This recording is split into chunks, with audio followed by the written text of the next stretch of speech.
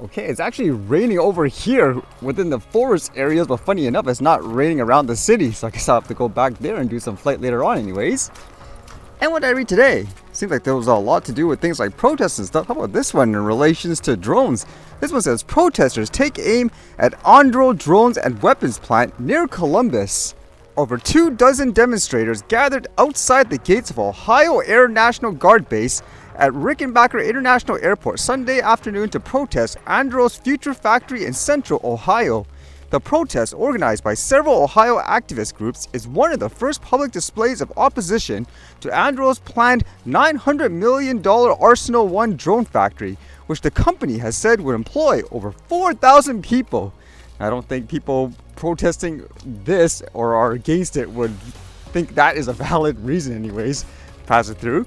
This one says, organizer Darren Broering with Veterans for Peace, a national anti-war group of military veterans, led the protest proceedings. He said he is against any weapons manufacturing occurring in central Ohio. Yes, Anduril is gonna create a bunch of jobs, but those jobs could be producing any number of things that would be more productive and less destructive as well. And what is the company? As described here, Anduril is a Southern California-based defense technology company that contracts with the U.S. military. The company sells drones, underwater vehicles, rocket motors, AI defense systems, and virtual reality systems, according to the company's website. In January, Anduril announced its plan to invest around $900 million in a Pickaway County factory, saying it would employ over 4,000 workers.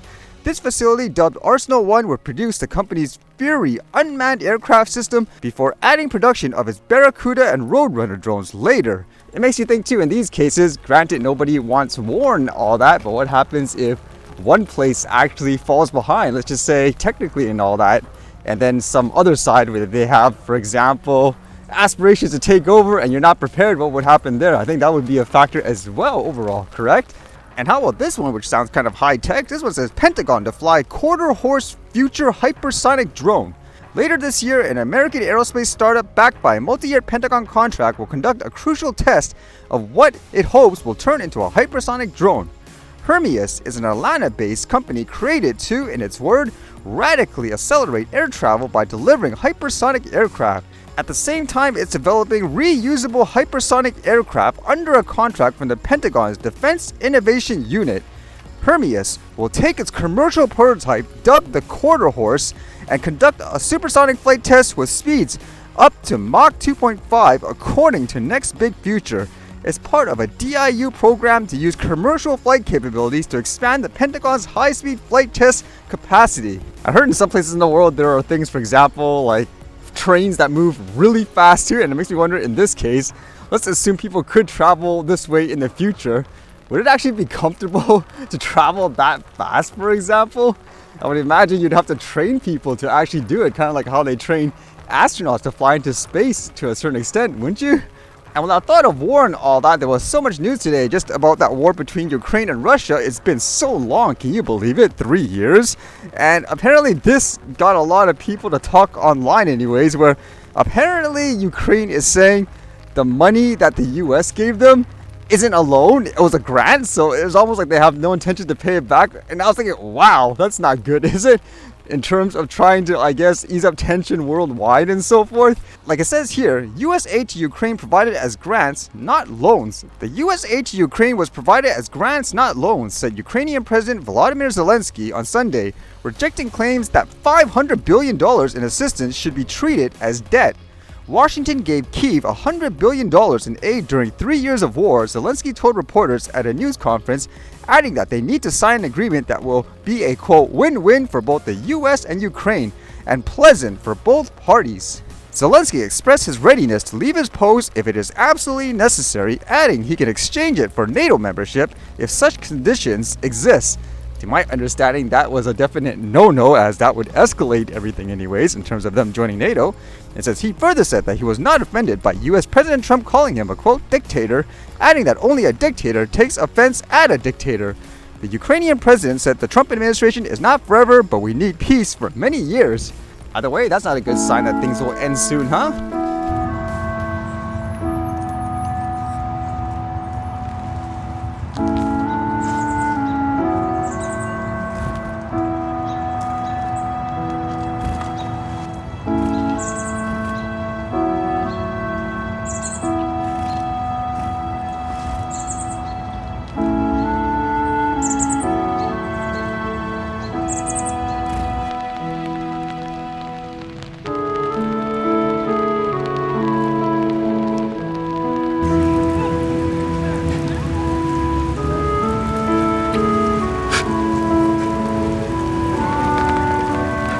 What the?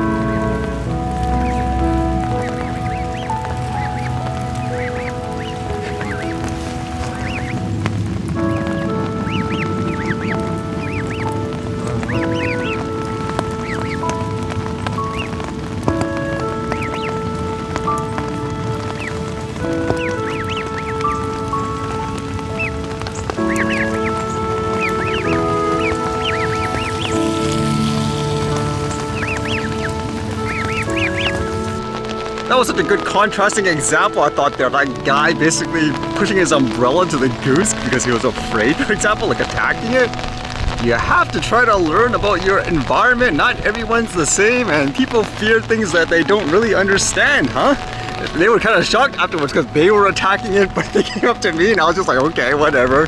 I mean, it goes for people too. Not everybody is the exact same, so you have to really listen and try to understand everyone as to who they are as unique individuals too, right? Speaking of Ukraine, something related to it here, it seems.